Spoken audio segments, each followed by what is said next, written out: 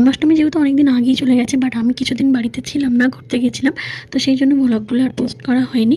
আর আজ হলো 15th August, মানে কালকে হলো জন্মাষ্টমী। তো মা ঠাকুরের বাসনগুলোকে এখন বসে বসে পরিষ্কার করছে। সেই যে আগের দিন তীরকাঠিগুলোকে রং করছিলাম, সেগুলো দিয়েই একটা স্ট্যান্ড বানিয়েছি। এটা পিছনের মানে ব্যাক সাইডের ডেকোরেশনটা করব। আর আমি এই রশিটাও লাগিয়ে দিয়েছি দোলনাতে।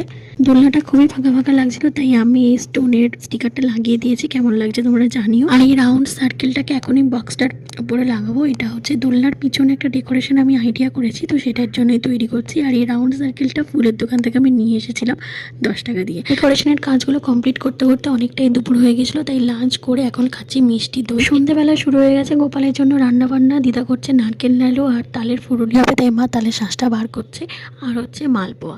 আর আমার সমস্ত ডেকোরেশনের কাজ করা হয়ে গেছে, তাই এখন বসে আছি একটু। ওই যে দেখো দিদা ওখানে রান্না করছে, তারপর আমি উপরে চলে এলাম। জন্মাষ্টমীর একটা ভিডিও শ্যুট করছিলাম, তারপর এলাম একটু ছাদে। সাধারণত আমার আর ছাদে আসা হয় না, তো এসে দেখি আকাশটা কত সুন্দর লাগছে। তারপর আমি পরিয়ে নিলাম। আর এখন হচ্ছে গোপালের জন্য কেক তৈরি। ভেবেছিলাম কেক অর্ডার দেবো, বাট দিদা খুব সুন্দর কেক বানায়, তাই জন্য ঘরেই করছি। আর জন্মাষ্টমীর ব্লগ খুব তাড়াতাড়ি আসছে। টাটা।